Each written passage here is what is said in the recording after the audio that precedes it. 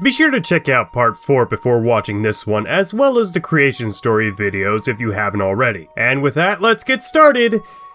'Cause I've been dreading this one.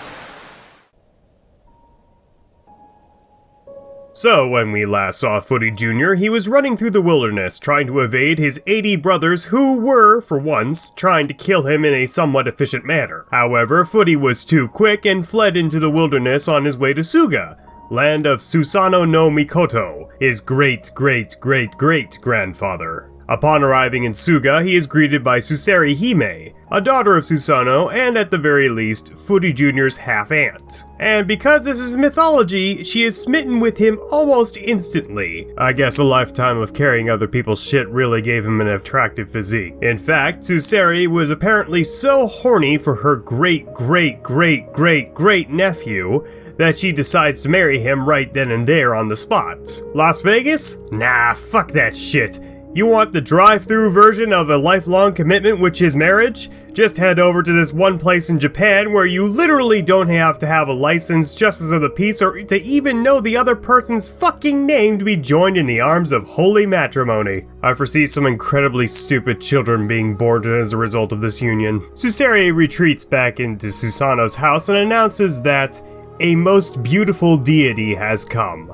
Curiously omitting the fact that she's just married him without remorse, like she was a cast member of the Degrassi reboot nobody watched. Funnily enough, Susanoo is actually the voice of reason in this story, and upon emerging outside to greet the new arrival, he says, "This is the one called Asparasiko wo," which may have been the most insulting one of Oku's names he could have possibly used, as literally translated it means, ugly male of the reed plains.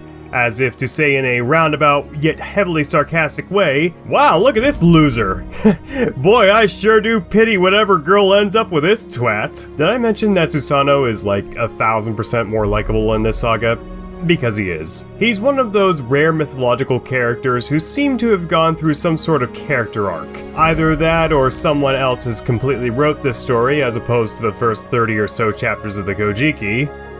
Yeah. Anyway, Susanoo invites Oku back into his palace, telling him that back in his day, if he wanted to marry a girl, you had to slay a massive snake with the help of an elderly foot-stroking gods and alcohol to do it. However, seeing as he didn't have any massive snake monsters on standby, he just shoves Oku into his snake pit. Why does he have a snake pit in his palace? Because he's a classy motherfucker, that's why. Anyway, Suseri saves his ass by tossing him, and I am not joking, a snake-repelling scarf. But we're still not done here, folks. After surviving a night in Susanoo's snake pit, Oku is then shoved into Susanoo's centipede and hornet pit. Why does he have a centipede and hornet pit?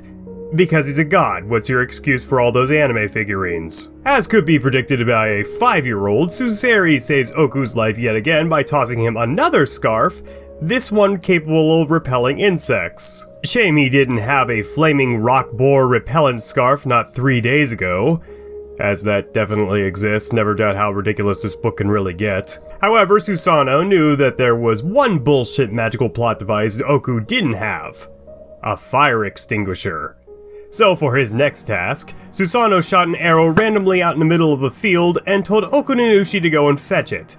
Seeing as Oku is about as intelligent as a golden retriever anyway, and probably would have gone after a live grenade had they been invented by this point, he blindly runs off to go and fetch Susanoo's arrow. God of Storms sets fire to the perimeter of the field. Now, while some of you may want to lambaste Susanoo for quite literally destroying an entire ecosystem just to get rid of Oku, ask yourself, how far would you go to not have a son-in-law like Okuninushi? Yeah, I thought so too. Unfortunately for our Augustus Lord of Impetuousness, fuck off literal English translations, a field mouse let Okuninushi know that he was actually standing on hollow ground, and so to avoid burning alive, all he had to do was stomp his feet and he would fall into the mouse's burrow and would be spared. Why would this mouse let a total stranger destroy his home just to piss off an already short-tempered god is beyond me, but this plan inevitably works, and as a bonus, the mouse even went out and fetched the arrow for Okuninushi, so really, he didn't have to do jack diddly shit. I can't help but wonder if this entire tale is some sort of euphemism for how the stupid and unproductive members of society get everything they could ever need handed to them on a silver platter, much to the frustration of those who actually have a pulse and contribute something to society. But I digress. In any case, Suseri thinks Oku is dead, but then he comes back and presents the arrow to Susanoo, who has yet one more challenge for our young hero. Much like his ancestor foot-rubbing deity, Susanoo's next challenge involved incredibly degrading physical labor. Oku would have to sit there and pick the bugs from the god's hair, which of course was swarmed with poisonous centipedes and gigantic maggots. If you all watched parts 1 through 3 of this story, you'd already know that Susanoo isn't the type to wash his hair out ever, and probably had Footy Sr. there to do it for him. The more things change, the more they stay the same, it seems. Oku was disgusted by this, but Suseri came in and bailed him out again, this time giving him some muku nuts and some red clay, which Oku would chew up and spit out. For some reason. Like, the nuts actually serve a purpose, but the clay literally has nothing to do with anything else, it's just there. Anyway, to directly quote from the Kojiki, because none of you should believe me for saying this unironically otherwise, "Then the great deity, thinking that Okuninushi no Mikoto was biting open and spitting out the centipedes, thought lovingly of him in his heart, and went to sleep." For context, Susanoo didn't tell him that he had to eat the centipedes, he just wanted them out of his hair.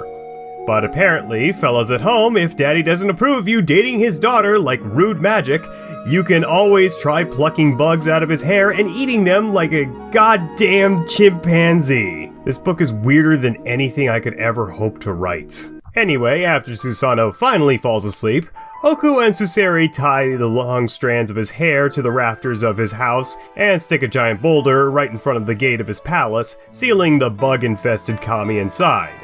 Huh, that actually sounds familiar. Oku and Suseri make sure to steal Ikutati, the Sword of Life, and Ikuyuniya, the Bow and Arrow of Life, as well as a jeweled cipher. However, some translations say that it was a musical instrument similar to a harp called a koto.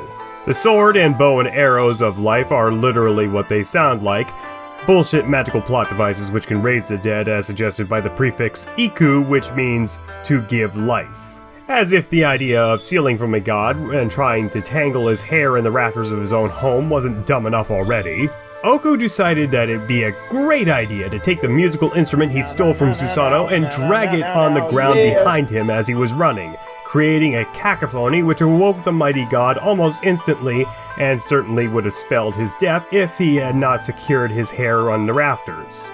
The twosome ran all the way out to the other side of Izumo to escape Susanoo's wrath, but by this point he was getting sick of dealing with Oku, and so after a brief chase, Susanoo shouts across the land to his son-in-law that he might as well take his weapons and do something somewhat intelligent for once in his life and kill his 80 brothers with them. Evidently, this galaxy-brained IQ plan never occurred to Oku before now, so taking his ancestral father's advice and his auntie-wife, he went across the land mercilessly slaughtering each of his brothers and drowning the ones he missed in a nearby river so his reign would never be questioned again ever like the bloodthirsty tyrant we all knew him to be. From there, he built his own palace where he could rule over the land with his 2 wives since Yagami Hime decided to come back to him, but then was promptly kicked out of the house by the jealous Suseri, forcing her to abandon the child she bore for Oku out of shame in the fork of a random tree somewhere. As far as I can tell, he's not relevant to anything, so let's just move on. Okuninushi seemed content with his second choice of wife for only a short while, as soon thereafter the princess of the neighboring land of Kosi, Nunakappa, caught his attention, which of course made Suseri very jealous. But she eventually convinced him to stay with her via a song. I love you, bitch. Oh my god. I ain't gonna never stop loving you, bitch. Though Okuninushi was allowed to stay polyamorous because, again, sexism. This isn't really relevant to anything, and the only note of interest I have about this passage is that the marriage to the Princess of Kosi is probably meant to mirror the historical consummation of Izumo's power over the region through the marriage to the royal family, hence the only reason why it is here at all. However, seeing as the vast majority of my audience doesn't give a shit for Japanese history, only anime, I'll leave it at that. Next we get some more genealogy and some irrelevant characters for the most part. If they come up at all, we'll cover them in part 6. Moving on. If it seems like I'm intentionally abridging this script, that's because I am, and it's only because I dread of what's coming next and would like to rip the band-aid off as quickly as possible. Okay. So one day, while he was out and about patrolling his kingdom by the shore, Okuninushi spotted a little ship coming over the horizon. In it was this little gremlin-sized man creature wearing the skin of some poor animal he flayed. However, when Oku asked this disgusting little shit what his name was, it refused to answer him.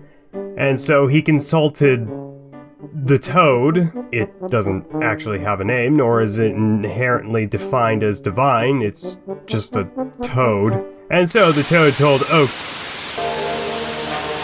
So I told the boy, "Look, I don't speak retard. Though I do know someone who, much like you, does not possess a brain. Go ask that scarecrow over there and either stop bothering me or go make me a sandwich." Named Kuye Biko.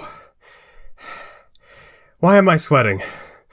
The scarecrow tells Oku that this is Sukuna, child of Kami Mibusubi, who, if you remember, is one of the original Hatorigami. Apparently, Kami Mibusubi had some babies to dump as well, for when Oku went to ask the god if Sukuna was really his child, he essentially said, "Oh yeah, my bad, I guess I just dropped him. Well, you know, you two look really good together. It would be a shame to separate you now. How about you adopt him as your little brother and have a half-pint version of yourself so that you can have a companion while you fuck this whole place up?" For those of you who think that I am shitting you, you should know better by now. And so, from that point forth, Sukuna and Oku made for the most terrifying pair of dictators Japan has ever witnessed, ravaging the land, allowing for demons to run amok, devouring the livestock and all of their peoples. It was an even more horrible time to be Japanese than the early 90s.